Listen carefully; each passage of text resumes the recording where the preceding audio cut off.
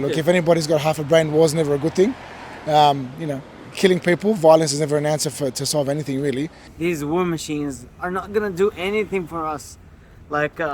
I'm against every single type of war. Capitalism, see, they are not going to accept the supremacy of other countries or other nations because the ideology is them to reign, see, to be stronger and at the top all the time. See? When they see countries or nations like China, for example, they are not very happy. I am Middle Eastern, so I know for a fact that these wars that we're told that needed to happen, or invasions that we're told that needed to happen, did not need to happen. My home country, Lebanon, copped the brunt of everything around it for years and years and years. That's why my grandparents came here, because of war.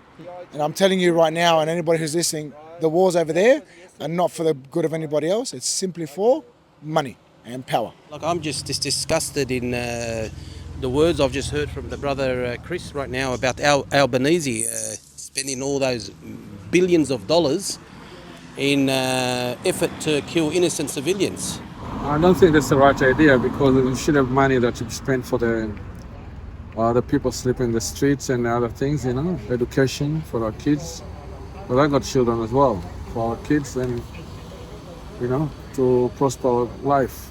And then lower their accommodation because accommodation is very expensive, very hard. People cannot afford it.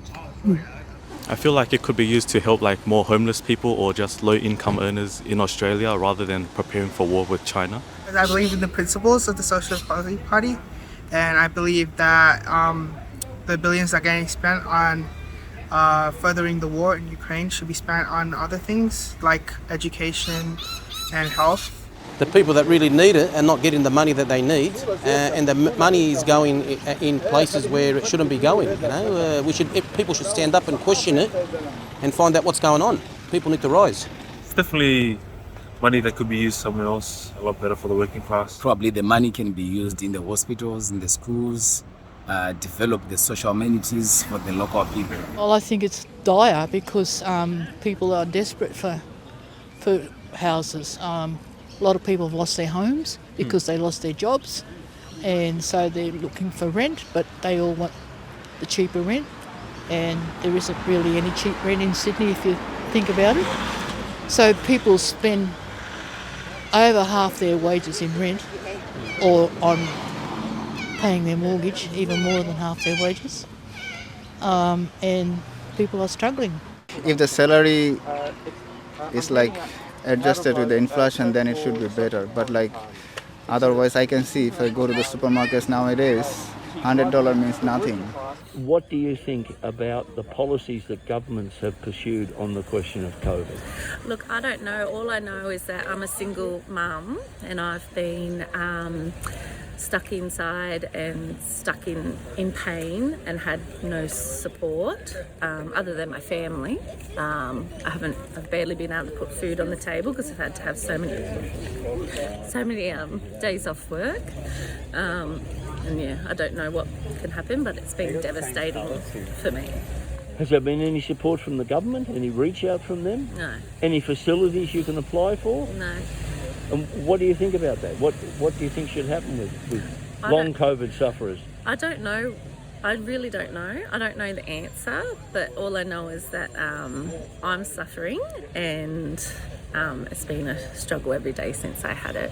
I see not only workers being compromised by having to stop work all the time because they keep catching COVID, and some people have caught it a number of times, and it affects you how you think properly and all those sorts of things, and that's all just washed away.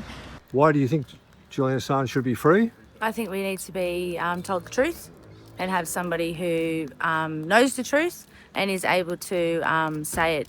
Freedom of speech, I think he's been denied that, and it's not fair.